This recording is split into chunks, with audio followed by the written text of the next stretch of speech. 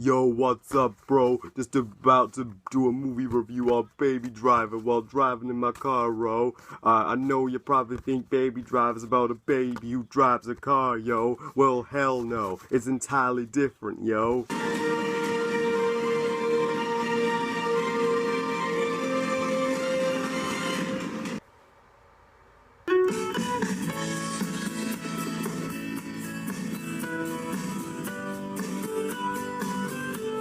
Baby Driver, directed by Edgar Wright, and is the latest crime comedy slash drama that tells the story of Baby, a skilled getaway driver who eventually falls in love with the waitress Deborah and sees a chance to just settle down and live a normal, comfortable life with her until he's forced to work with the ruthless crime boss and get involved in a heist which threatens his entire life and his chance to be with Deborah. Now, Baby Driver has, of course, been wildly praised as one of the year's best movies. I mean, look at the 95% on Rotten Tomatoes, and Edgar Wright is a really solid filmmaker. While he's not my personal favourite director, I do admire him and respect him for what he does. He, of course, brought us the hilarious and great Fun trilogy starring Simon Pegg, Shaun of the Dead, Hot Fuzz and The World's End. Three excellent funny films. With a title like Baby Driver, you'd think the movie would be completely about a baby learning to drive, but thankfully that's not what it's about at all, because that would have been a freaking weird idea. No, it's completely different. And while I really got a kick out of this movie, I do think it's just a tiny bit overrated. Hold your horses. I said I still really liked it, even if I do have a couple more nitpicks with it than most. But first, let's get to the good, because thankfully there's a lot to praise, and Edgar Wright is a genius at this kind of movie. The movie really does, such a good job at making us, engage and relate to the character of Baby. He may be, a criminal in some eyes. He may be a carjacker, and he may do crime, which of course is wrong, but you can see from his perspective where he is coming from, as his backstory was so tragic regarding his parents. You actually feel for the guy. You actually want him to get away with it, because he doesn't really want to live this life. He just wants to settle down now and live a happier life with the woman he loves. And by the end of the movie, you're desperate for him to get it. This is incredibly powerful characterization to make us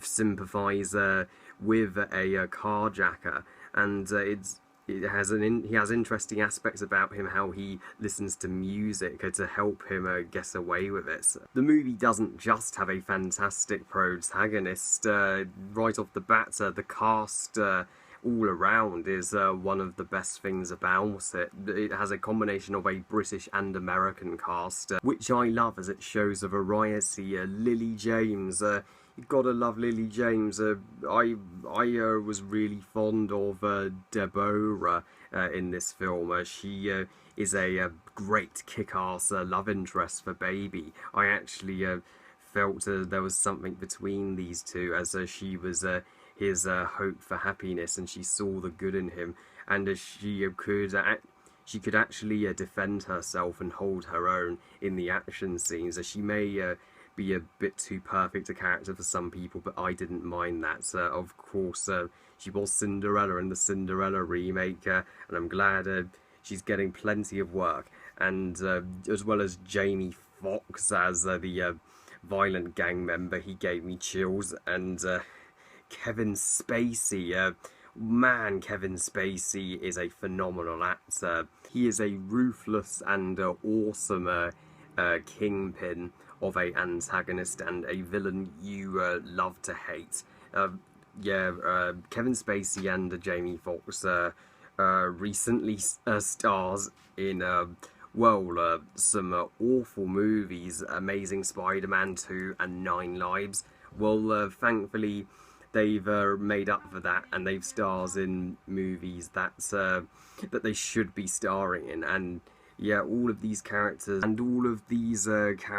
were written clearly. You knew what was their part to play in the plot, and yeah, the humour of course is so fantastic. It's the Simon Pegg trilogy had me laughing my arse off with fun. It was so enjoyable, and the same humour carries over to Baby Driver, and it's a nice change to see a lot of light-hearted comic relief in a crime drama that often do take themselves so seriously. And the action is so enjoyable. It has it all, and will appeal to gangster movies. It has car chases and gunfire, yo. Yeah, I recently played one of the Grand Theft Auto games, so that made me love those action sequences even more than I would have done. Though as much as I am really giving Baby Driver a lot of love, I don't think it's the perfect film everybody is saying it is. I mean, I felt that the soundtrack by Steve Price, I didn't care for it. It was just background music to me. It's as if Edgar Wright just said to Steve Price, well, this is a gangster movie, just include gangster-like music. We don't have to make the score particularly emotional or stand out. We just include whatever gangster music we can, and that's what they did.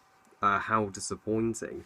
And just the ending, it's too abrupt, so I won't spoil it, but there's a lack of resolution with Baby and Deborah.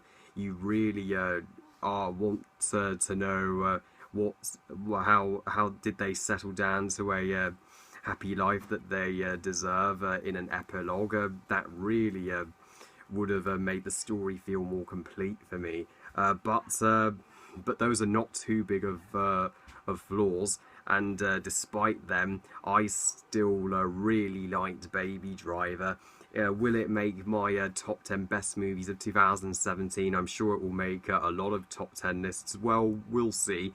But it's definitely one of the better movies to see this summer. It's a shame it is underperforming at the box office. I'm glad I saw it. I give Baby Driver 4 stars out of 5. This is a better summer for movies than summer 2016 already. Well, I love you guys. Thank you for watching. I hope you guys enjoyed this review. And what did you think of Baby Driver? Please comment and let me know. Please like this video and subscribe. And please follow on Twitter and on Google+. And I'll see you all next time. Bye, guys.